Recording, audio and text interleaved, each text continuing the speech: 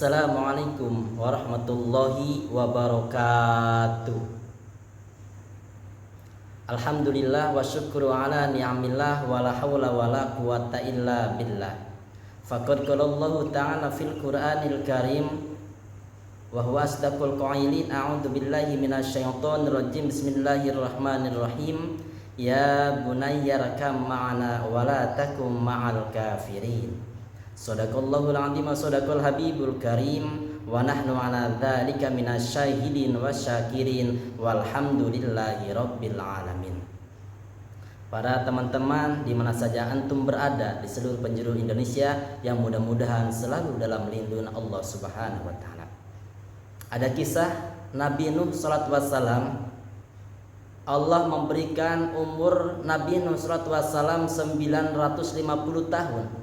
Kemudian Nabi Nuh SAW berdakwah kepada umat-umatnya, mengislamkan umat-umatnya, mentauhidkan umat-umatnya untuk mengetahui Allah Rabbul Alamin.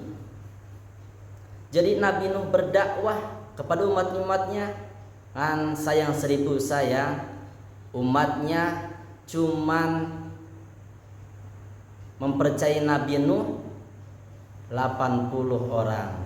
Jadi Nabi Nuh berdakwah kepada umat-umatnya selama 950 tahun. Yang beriman kepada Nabi Nuh cuma 80 orang. Andaikan aku menjadi ustadz ataupun aku menjadi pengusaha berdagang, kemudian daganganku dagang 950 tahun, untungnya 80.000, mungkin aku juga nggak dagang lagi. Nah, hal-hal yang wajar. Nabi Nuh SAW merasa malu, merasa nggak enak kepada Gusti Allah. Aku diberikan umur yang panjang, tapi umat-umatku ialah tidak beribadah kepada Allah, malah menjadi kafir. Kemudian Nabi Nuh alaihissalam berdoa kepada Allah, ya Allah, turunkan azab kepada umat-umatku yang tidak beriman. Nah, karena Nabi Nuh sering berdoa begitu, kemudian doa Nabi Nuh ialah diakses oleh Allah Subhanahu wa taala. Kepada Nabi Nuh kata Allah, okelah Nabi Nuh, kalau begitu sekarang kamu bikin perahu. Bikin perahu.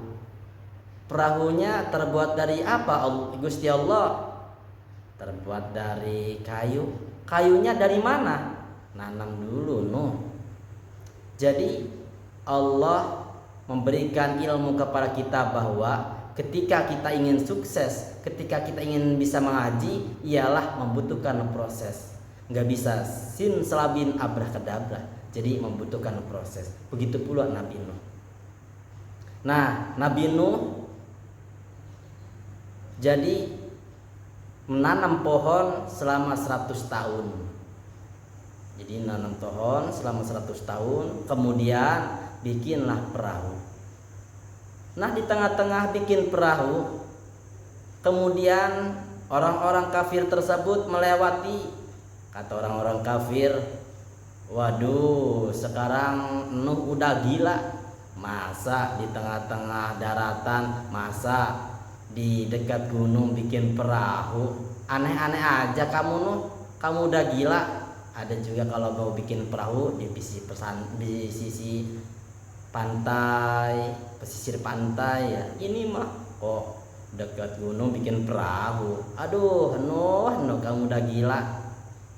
Tapi karena Nabi Nuh udah tahu, ya biarin aja lah, tunggu aja pembalasanku. Nah, begitu setelah beres bikin perahu, kemudian instruksi dari Gusti Allah Subhanahu wa taala, wahai Nabi Nuh, bentar lagi akan banjir bandang. Jadi bentar lagi akan turun banjir bandang. Dari mana keluarnya air? Kalau zaman dulu setiap rumah mempunyai tungku. Tungku, dari situlah setiap rumah keluar air, setiap tungku keluar air. Kalau sekarang mungkin dari kompor gas ya. Nah, setelah air mulai keluar, kemudian Allah manggil Nabi Nuh, "Wahai Nabi Nuh, panggil umat-umatmu yang beriman, panggil hayawan, satu-satuan yang ingin diselamatkan, masukkanlah ke dalam kapal." Kemudian dalam waktu singkat Nabi Nuh memanggil kaum-kaumnya, memanggil satu hayawan, binatang-binatang, "Ya binatang-binatang, wahai kaum-kaum yang beriman, naiklah ke dalam kapal karena bentar lagi akan banjir bandang." Akhirnya jadi berbondong-bondonglah orang yang beriman naik di dalam kapal. Kemudian satu hewan pun ambillah yang berpasang-pasangan. Tujuannya apa? Tujuannya supaya berkembang biak. Seperti kalau semut ambil sepasang, terus jaran ambil sepasang, gajah ambil sepasang, berpasang-pasangan. Tujuannya supaya berkembang biak. Kemudian ada ular. Ular tersebut ialah mau masuk ke dalam kapal. Kata Nabi Nuh, "Wahai ular, kamu jangan masuk ke dalam kapal. Bisa-bisa orang yang di dalam kapal bisa mati dengan dipatok kamu. Bisa-bisa berbahaya nantinya." Kata orang, "Wahai Nabi Nuh, aku tidak akan menyakiti orang-orang yang di dalam kapal. Aku berjanji." "Bohong, saya tidak percaya kepada ucapanmu, wahai ular." Kata urai, "Nabi Nuh, benar, aku berjanji aku tidak akan menyakiti orang-orang yang di dalam kapal." Makanya ketika kita hidup di pegunungan atau ketika kita lagi wisata, banyak tempat-tempat yang rawan ular, ini penangkalnya gampang. Jadi bacalah ini, "Salamun ala nauhin fil alamina istajib doa ana amin." Jadi setiap tiap dilantunkan nama Nabi Nuh, maka ular pun tidak akan mematok kita. Sekalipun ular tersebut di dekat kita, urai tidak akan mematok kita karena perjanjian antara Nabi Nuh dan ular. Nah, kemudian masuklah ular di kapal. Tinggal istri dan anaknya. Kata Nabi Nuh, "Wahai istriku, ayolah naik ke dalam kapal, bentar lagi akan banjir bandang." Karena istri Nabi Nuh kafir, tidak beriman kepada Gusti Allah, Nabi Nuh tidak ikut.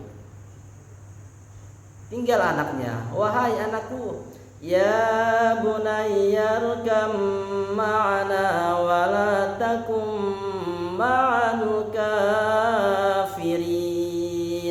Nabi Nuh alaihissalam memanggil kepada anaknya, "Wahai Kan'an, naiklah ke perahu, bentar lagi akan banjir bandang, bentar lagi akan tsunami." Apa jawabnya anak yang tidak beriman? "Qala sa'awi ila jabali ya'simuni minal ma'." Kata Kan'an, "Ya abah, wahai bapak, kalau seandainya akan ada banjir bandang, aku akan naik ke atas pohon. Pohon bahkan terkerem. Kalau pohon terkerem, aku akan naik ke bukit gunung. Gunung pun terkerem." Jadi kalau seandainya tidak beriman, jangankan orang lain, istri dan anak pun tetap aja, kalau udah kafir tetap kafir. Kemudian terjadilah banjir bandang selama kurang lebih 40 hari. Selama 40 hari tersebut ialah orang-orang yang di dalam kapal merasa kelaparan karena tidak makan. Mungkin persiapannya udah habis. Nah, setelah beres, setelah surut, pertama kali bebuahan yang dimakan oleh orang-orang yang di dalam kapal tersebut ialah buah zaitun. Jadi setiap bebuahan atau setiap-tiap nama yang ada di dalam Al-Quran diabadikan oleh Allah dalam Al-Quran pasti mempunyai faedah, mempunyai makna yang sangat besar. Jadi itu pohon zaitun setelah terendam air 40 hari tetap masih hidup. Makanya saya dulu pernah makan buah zaitun. Jadi buah zaitun itu ialah buat cemilan orang Turki. Mencobanya rasanya pahit kayak yang belum suka. Ya begitu pula sebaliknya. Kurang lebihnya saya meminta maaf. Wabillahi taufiq wal hidayah. Wassalamualaikum warahmatullahi wabarakatuh.